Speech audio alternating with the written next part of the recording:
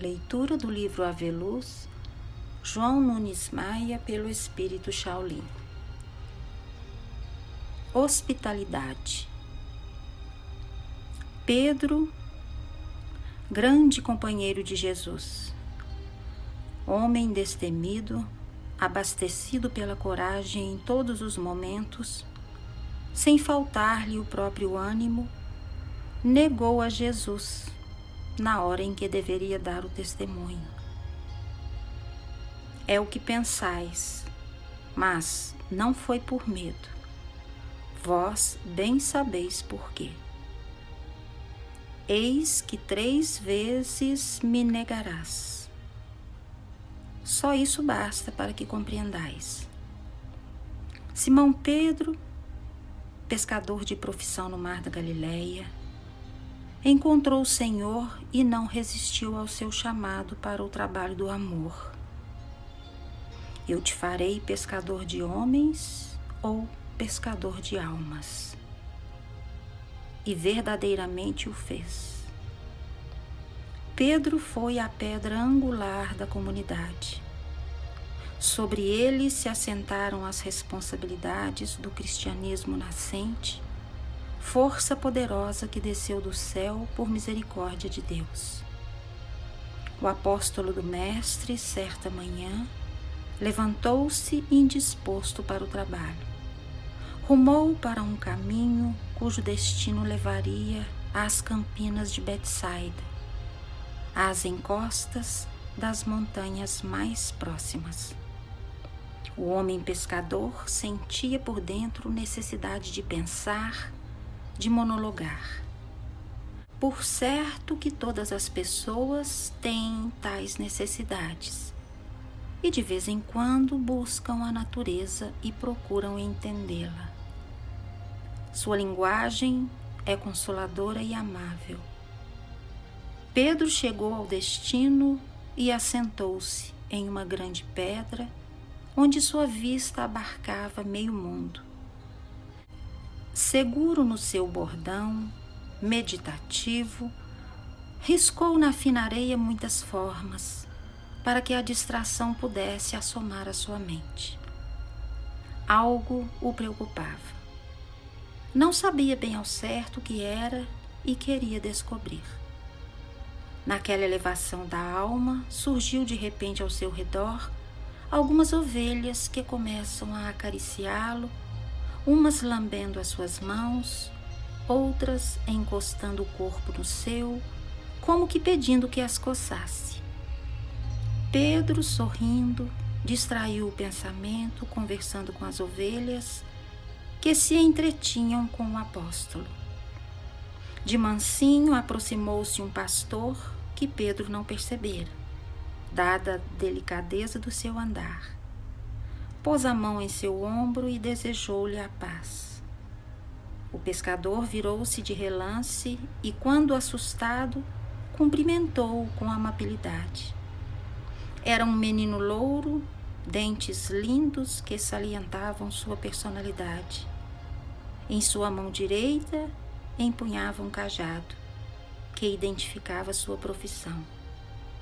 O discípulo de Cristo, curioso, perguntou se aquelas ovelhas eram dele. O menino diante de Pedro afirmou: Sim, Senhor, essas ovelhas são nossas. Nossas de quem? Adiantou o pescador. Eu tenho pai e mãe, sou filho único. Meus pais estão doentes e em casa faço tudo para que eles vivam. A minha mãe é cega e agora piorou com outras doenças que não entendemos. Meu pai caiu em um despenhadeiro quando ia salvar uma ovelha presa nas pedras e quase não pôde chegar em casa. Nós somos pobres, o senhor sabe. Pedro, meditando sobre o assunto, perguntou com interesse: Onde moras, meu garoto? Este aponta o bastão em uma direção e faz Pedro enxergar um casebre bem distante. Conversa vai, conversa vem. o discípulo do Nazareno sentiu-se confortado com a prosa do rapazinho e ali mesmo se despediu, cada um tomando seu rumo. O ar estava soprando em todas as direções e por vezes rastejava no solo arenoso, brincando com algumas folhas que se desprenderam das árvores. Pedro, alegre, acompanhava a natureza em festa e de novo pensava: mas como é bom, como o campo faz bem a gente. A natureza é algo que nos conforta. Devemos buscá-la de vez em quando e com ela conversarmos sobre os nossos problemas. Talvez seja uma ciência a ser descoberta pelos homens, essa fonte inesgotável de vida. Simão Pedro voltou às suas lides e ainda aproveitou a tarde para visitar alguns colegas que desapareceram da pescaria sem que ele soubesse o motivo. À noite já estava na igreja dos pescadores com sua obrigação feita. Tinha prazer nos serviços de limpeza, sendo ajudado por vezes por alguns companheiros. O mestre entrou mansamente e tomou assento no topo do cedro, lugar costumeiro do Divino Amigo. Tomé, impulsionado por um gesto simples, já estava de pé, pronunciando a súplica da noite. Pedro não deixou para depois. Levantou-se resoluto, dirigindo-se a Jesus. Mestre, há muito que o meu coração palpita por um interesse que somente agora tenho a oportunidade de externar perante ti. Sinto a vontade de praticá-la sem que conheça ao menos os pormenores da sua verdadeira ajuda. Podes me dizer o que é hospitalidade? O Cristo, cordial e prestativo, iniciou com delicadeza. Pedro, a verdadeira hospitalidade é aquela ajuda que nos aparece hoje e que nós não deixamos para amanhã. A vida, ou Deus, como queiras entender, conhece as nossas possibilidades de servir e nos manda que procuremos pessoas ou coisas à altura de serem ajudadas por nós. Quando entendemos essa linguagem dos fatos, somos hospitaleiros. Quando a recusamos, aproveitamo-nos da oportunidade dada pela vida somente para nos satisfazer e saímos cantando em agradecimento, às vezes ao Senhor, no egoísmo inflamado que nos leva apenas a tirarmos proveito próprio sem sentir o sofrimento alheio.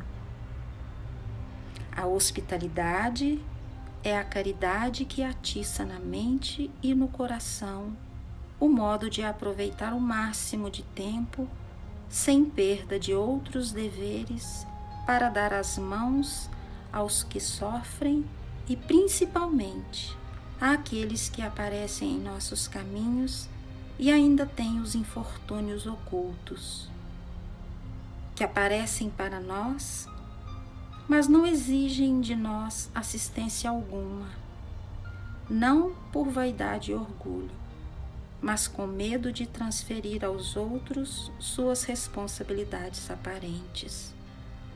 De qualquer modo, a nossa obrigação como hospitaleiros, pela força de Deus, é servir, sem pensar em tirar algum proveito.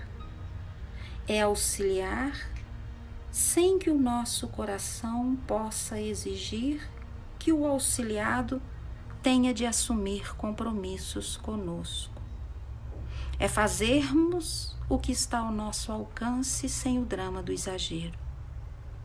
É, acima de tudo, não falar aos outros o que estamos tentando fazer por amor. Ao anunciarmos que estamos fazendo isso ou aquilo de bom para alguém, é o tal do louvor em boca própria. Escurece-se a ação benfeitora e todo esse gesto antipatiza-nos com os que nos ouvem. Deus nos recompensa pelo bem que praticamos em todos os ângulos da vida. Contudo, nem de Deus devemos exigir ou pensar, por segurança, que haveremos de receber troca pelo que fizermos. Eis aí o comércio destemperando os sentimentos da fraternidade. Faz o bem, a caridade, ama o próximo, sê hospitaleiro, como se estivesse respirando o ar ou sorvendo a água, vestindo ou fazendo o asseio corporal. Faz tudo com alegria e por amor. Pedro estava entendendo o que poderia lhe tocar como um aviso. Desde as primeiras palavras de Jesus, ele já sentira sua fala ir diretamente ao tribunal da consciência. Baixou a cabeça, colocando-a entre as pernas, mantendo o ouvido atento à dissertação do mestre sobre a hospitalidade. Tiago, sensibilizado, sentiu vontade de amparar a todos os enfermos do mundo. Judas, pensativo, analisava o assunto no campo secreto da mente. Como ser hospitaleiro com todos os povos, se estes estão cheios de ladrões, assassinos e, necessariamente, os bons estão misturados com a escória? E os párias existem em todas as nações do mundo. Jesus Cristo, ante todas as expectativas, continuou sereno. Pedro, o homem, quando começa a ser reto, não se demora a reparar nas faltas cometidas. A sua ação é acompanhada imediatamente pelo arrependimento, para que a consciência desate para o coração o ar puro do amor e restabeleça no mundo íntimo a paz e o trabalho com dignidade. Pedro, ao ouvir essas palavras, não pensou muito no que estava pretendendo fazer. Levantou-se, mesmo sabendo que poderia ser uma afronta aos seus companheiros, saiu devagarinho e escapuliu pela porta, rumando para um velho mercado que ainda se mantinha aberto. Comprou o necessário para uma família em desespero. O comerciante fez algumas perguntas ao pescador, admirado.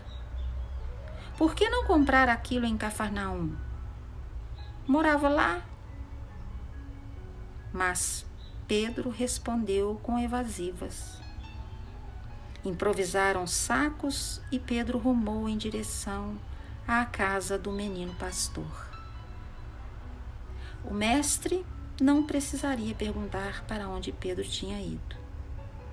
Sabia do segredo de consciência do pescador.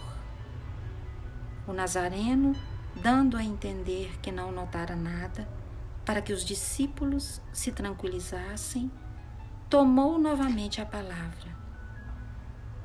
Meus filhos, é certo que o mundo está cheio de sofredores, esperando mãos amigas que lhes levem consolo, se não a cura.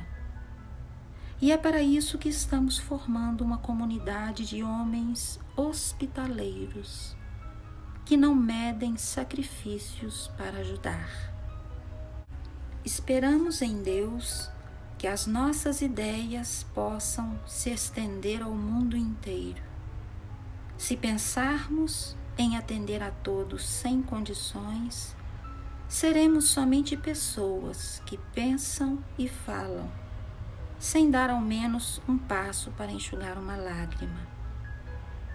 Vamos pedir a Deus por todos e fazer o que está ao nosso alcance, que amanhã o Senhor nos ajudará, enviando-nos mais companheiros para restabelecer todas as coisas.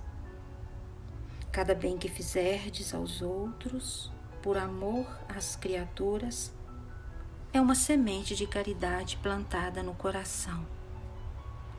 Dali sairão muitos a se empenhar em outros trabalhos em favor dos que sofrem. Devemos ser sensíveis aos infortúnios alheios e, é certo, aos sofrimentos visíveis que se mostram a público. Porém, não devemos nos impressionar muito com tanta miséria que campeia entre os homens. O dever maior é começar o trabalho do bem nos moldes que o amor nos propõe, porque o tempo vai ser o ampliador de luz a multiplicar os tesouros da saúde e da alegria, da paz e da esperança no mundo inteiro. Judas estava inquieto com a saída de Pedro. Olhava de vez em quando para a porta, desejando que ela se abrisse logo e que o apóstolo voltasse, para que ele soubesse o que estava se passando. Outros companheiros também se preocupavam com o fato. Todavia, o mestre se mantinha tranquilo e continuou com entusiasmo. Meus filhos, na verdade, existem muitos homens que ainda não puderam conhecer e sentir a honestidade, o dever com a sociedade, o perdão diante das ofensas, o egoísmo quando as necessidades são de todos, a maldade quando todos somos procedentes da mesma fonte, que é Deus. Desconhecem a caridade, que tem o poder de restabelecer toda a esperança da terra.